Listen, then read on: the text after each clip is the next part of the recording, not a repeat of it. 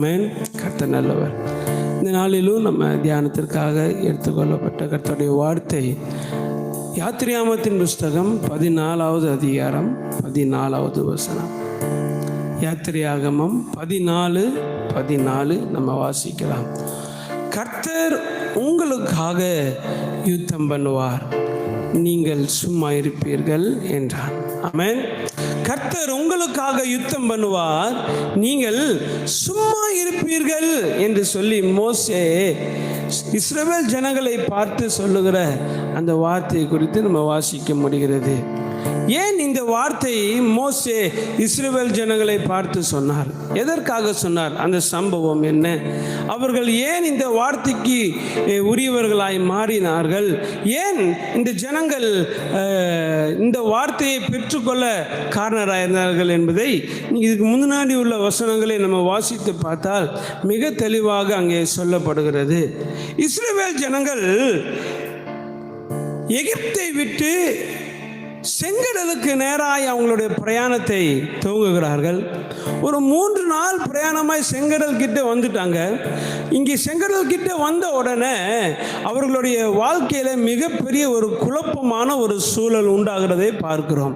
என்ன குழப்பம் என்று சொன்னால், யார் இடத்திலிருந்து தப்பி வந்தோமோ, யார் வேண்டான்னு சொல்லி விட்டு வந்தோமோ, யாருக்கு இந்த அந்த ஜீவியம் அந்த அடிமைத்தனம் எல்லாம் வேண்டான்னு விட்டு வந்தோமோ, யாருடைய அந்த அதிகாரத்தை எல்லாம் விட்டு வந்தோமோ, யாருடைய ஒடுக்குதலை விட்டு வந்தோமோ, யார் நம்மளை பெருக செய்யக்கூடாதபடி தடை பண்ணினானோ அந்த பார்வோனின் சேனையானது பின்தொடர்ந்து வந்து விட்டது.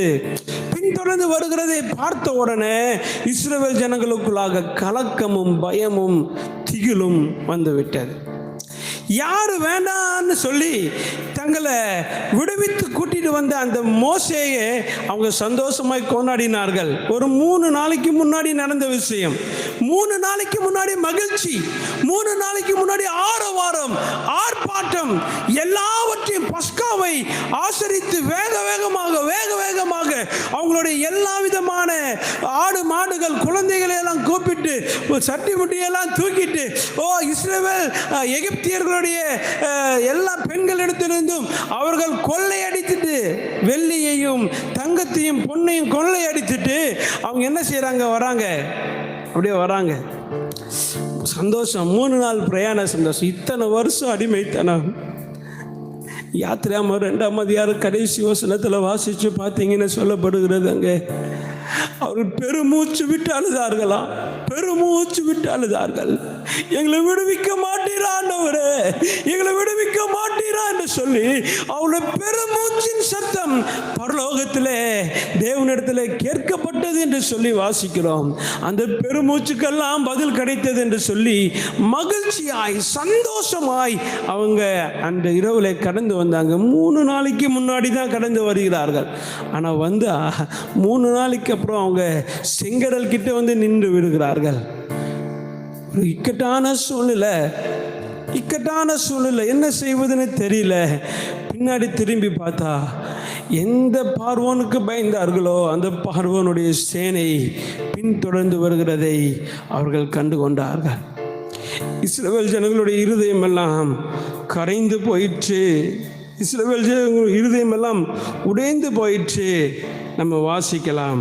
10வது வசனத்தில் சொல்லப்பட்டிருக்கிறது. யாத்திராகமம் 14:10 பார்வோன் சமீபித்து வருகிற போது இஸ்ரவேல் புத்திரர் தங்கள் கண்களை ஏறெடுத்து பார்த்து எகிப்தியர் தங்களுக்கு பின்னே வருகிறதை கண்டு மிகவும் பயந்தார்கள்.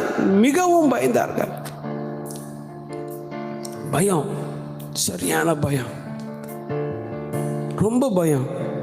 இன்னைக்கு நிறைய நேரம் நம்ம வாழ்க்கையில விட்டு வந்த அடிமைத்தனம் பண்ணின சில காரியங்கள் நம்மளை மேற்கொள்ள வரும்போது ஒரு பயம் வரத்தான் செய்யும். சில பாவங்கள், சில சாபங்கள் பின்தொடரும் போது பயம், வியாதி பின்தொடரும் போது பயம், சமாதான குறைச்சல் பின்தொடர்ந்து வரும்போது பயம். இஸ்ரவேல் ஜனங்கள் அப்படிப்பட்ட ஒரு பயத்தில் தான் இருந்தாங்க. மிகவும் பயந்தார்கள். தங்கள் ஜீவன் போகத்தக்க மிகவும் பயந்தார்கள். வசனம் சொல்லுகிறது. அப்பொழுது இஸ்ரவேல் புத்திரர் கர்த்தரை நோக்கி முறையிட்டார்கள். ஆண்டவரே, என்னப்பா இவ்வளோ பெரிய ஒரு ரட்சிப்பை எங்களுக்கு உண்டாக்கி 3 நாளில் அந்த ரட்சிப்பை எங்களுக்கு முடிய பண்ணுவீரோ? 3 நாளில் அந்த ரட்சிப்பு எங்களுக்கு முடிந்து போகிறதோ? அழுதாங்க, கூப்பிட்டார்கள், அழுதார்கள், புலம்பினார்கள். ஆண்டவரே ஆண்டவரேன்னு புலம்பினார்கள். அன்றியும் அது போக, புலம்புனது போக, அன்றியும் அவர்கள் மோசேயை நோக்கி, எகிப்திலே பிரேத குழிகள் இல்லை என்று வனாந்தரத்திலே சாகும்படி எங்களை கொண்டு வந்தீர்.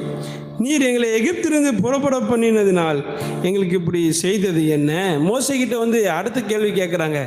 எங்களை நீங்கள் அங்கே எங்களுக்கு கல்லறை இல்லைன்னா எங்களை இங்கே கூட்டிகிட்டு வந்தீங்க. எகிப்திலேயே பாலைவனத்திலேயே கல்லறை இல்லை, எங்கே வேணால் தோண்டி புதைச்சிருக்கலாமே, எங்கே வேணால் தோண்டி புதைச்சிருக்கலாமே, அங்கேயே எங்களை சாகடிச்சிருக்கலாமே, ஏன் எங்களை இங்கே கூட்டிகிட்டு வந்தீங்க கேட்குறாங்க. நாங்கள் எகிப்தில் இருக்கும்போது நாங்கள் எகிப்தியருக்கு வேலை செய்ய எங்களை சும்மா விட்டுவிடும் என்று சொன்னோமே. அடுத்தது மோசைக்கிட்ட சொல்கிறாங்க, கெஞ்சிருக்காங்க, வேணாம் இந்த பிரச்சனை எல்லாம் அங்கே வாதம் உண்டாகும் போதெல்லாம் சொல்லியிருக்காங்க. ஏன்னா வாதம் உண்டாக இஸ்ரவேல் ஜனங்களை அதிகமாய் ஒடுக்கினான் என்று வாசிக்கிறோம். அப்போல்லாம் கெஞ்சிருக்காங்க, விட்டு சொன்னோமே, எங்களை அங்கேயே விட்டு எங்களுக்கு வேண்டான்னு சொன்னோமே, இப்படி எங்கள் ஜனங்கள் சாகடிக்கிறதுக்கா நீர் கூட்டிகிட்டு வந்தீர்? நாங்கள் வனாந்திரத்தில் சாகிறதை பார்க்கிலும் எகிப்தியருக்கு வேலை செய்கிறது எங்களுக்கு நலமாக இருக்குமே என்றார்கள். அவங்க இருதயம், அவங்களோட புலம்பல் ஒரு வகையில் நியாயமானது தான். ஏன் இந்த புலம்பல் அவங்களுக்கு நியாயமானது என்று சொல்கிறேன் என்றால், அவங்களுடைய பார்வையில் வழி அடைக்கப்பட்டது, பிளாக் ஆயிடுச்சு, டோட்டலாக பிளாக் ஆயிடுச்சு. செங்கடல் இது தாண்ட முடியாது முடிவு பண்ணிட்டாங்க. பின்னாடி சேனை வந்துடுச்சு, கண்டிப்பாக ஒன்றுமே பண்ண முடியாது. ஏனென்றால் இவர்கள் யாருக்கும் ஒரு நாளும் ஒருபோது யுத்தம் பண்ணி பழக்கம் இல்லை. இவங்க ஒரு நாளும் பட்டையை தேர்த்து சண்டை போட்டு பழக்கம் இல்லை. இவர்கள் ஒரு நாள் ஈட்டி எடுத்து குத்தி பழக்கம் இல்லை. இவர்களுக்கு யுத்தம் பண்ண தெரியாது, ஒரு நாளும் யுத்தம் பண்ண தெரியாது. இவர்கள் சாதாரண வேலைகளை செய்கிறவர்கள், ஆடு மாடுகளை மேய்க்கிறவர்கள், வீடு கட்டிடத்தை கட்டுகிறவர்கள், வீட்டு வேலை செய்கிற அளவுக்கு தான் இவர்களுடைய அறிவு இருந்தது. இவர்களுக்கு யுத்தம் பண்ண தெரியாது. அதனால இவங்களுக்கு பயம். என்ன பண்றது? வந்தாங்க, அவன் படையோடு வரான், குதிரையோடு வரான், ரதங்களோடு வரான், யுத்த புருஷர்களோடு வரான், பராக்கிரமசாலிகளோடு வரான். என்ன பண்ணுவது? திகைத்து போனார்கள். அப்போதுதான் 13ஆம் வசனத்தை நம்ம வாசிக்க முடியும். அப்பொழுது மோசே ஜனங்களை நோக்கி, பயப்படாதீர்கள், பயப்படாதீர்கள். ஆண்டவர் இன்னைக்கு உங்களை என்னையும் பார்த்து சொல்லுகிறார், பயப்படாதீங்க. ஏன் ஆண்டவர் இந்த வார்த்தைகளை சொல்லுகிறார்? பயப்பட வேண்டாம். உங்களுடைய பார்வையில் உங்களோட பயம் நியாயமானது, ஆனால் என்னுடைய பார்வையில் இந்த பயம் நியாயமற்றது. ஆமென். ஆண்டவருடைய பார்வையில் இந்த பயம் நியாயமற்ற. நம்மளுக்கு தெரியல, பயப்படுறோம்.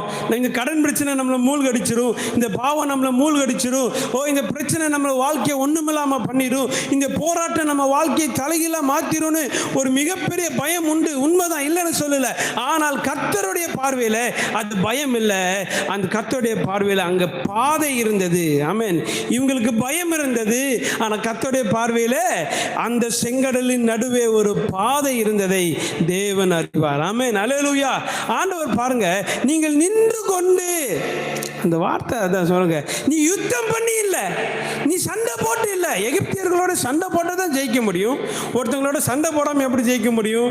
நீ சண்டை போடாமலே இன்னைக்கு நின்றுட்டே நீ ஜெயத்தை பார்க்க போற அப்படிங்கிறார். இது அதுக்கு மேல மிகப்பெரிய அசாத்தியமான வார்த்தையா இருக்கு.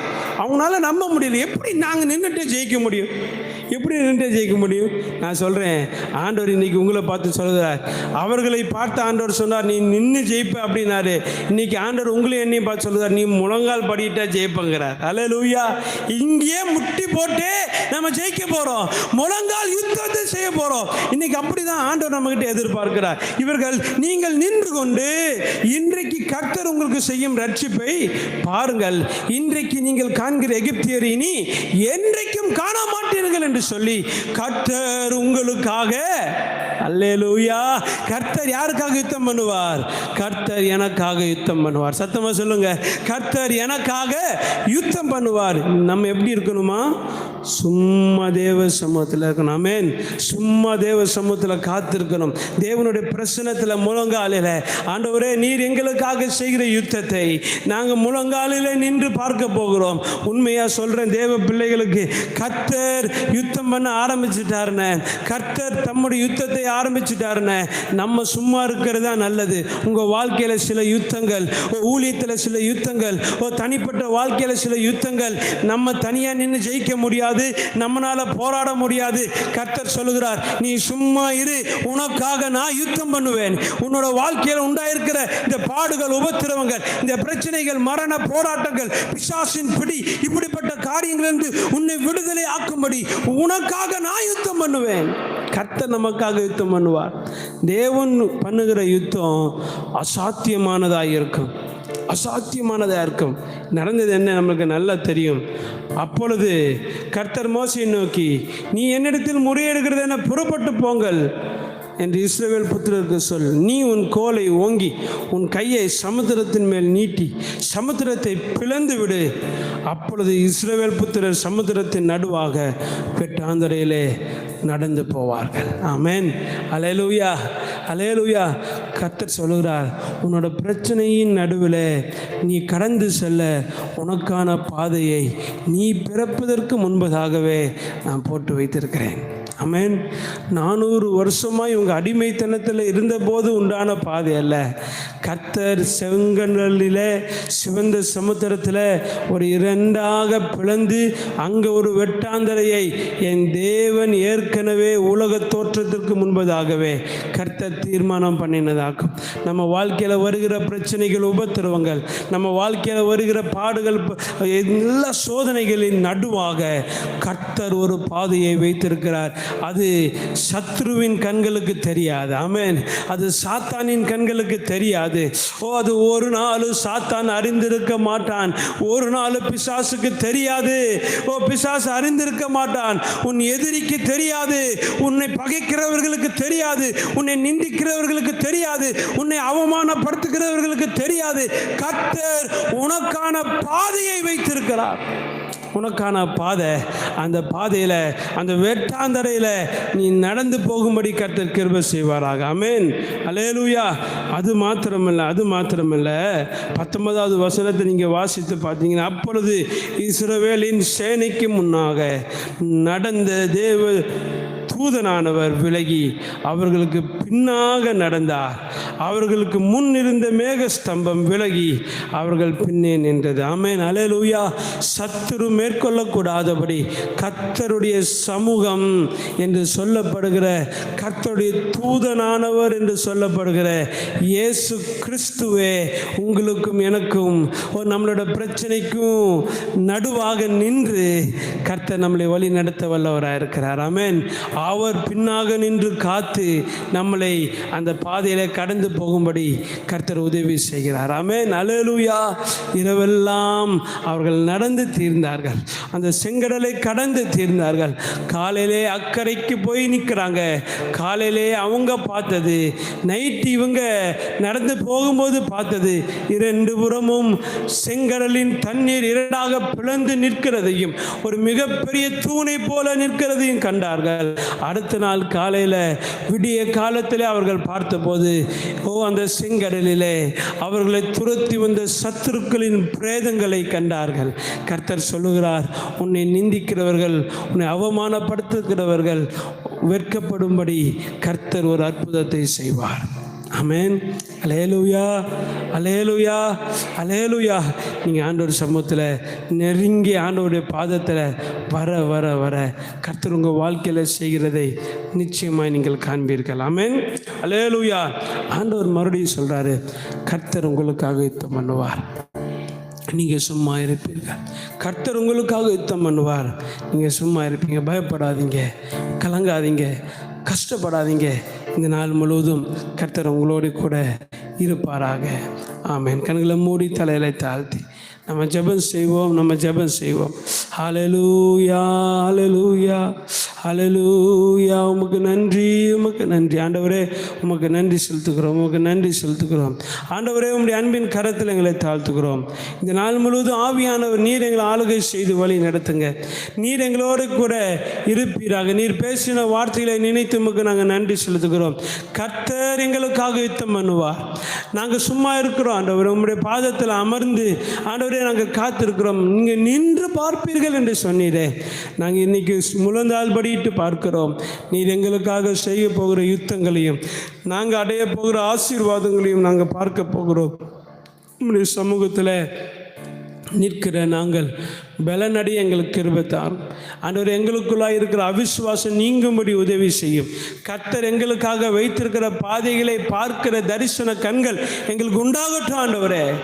எங்கள் கண்கள் திறக்கப்படட்டும். நாங்கள் நீர் வைத்திருக்கிற ஆசீர்வாதங்களை கண்ணார காணும்படி கிருபை செய்வீராக ஆண்டவரே. அப்பா, நீர் எங்களை மேன்மைப்படுத்துவதற்காக ஸ்தோத்திரம்.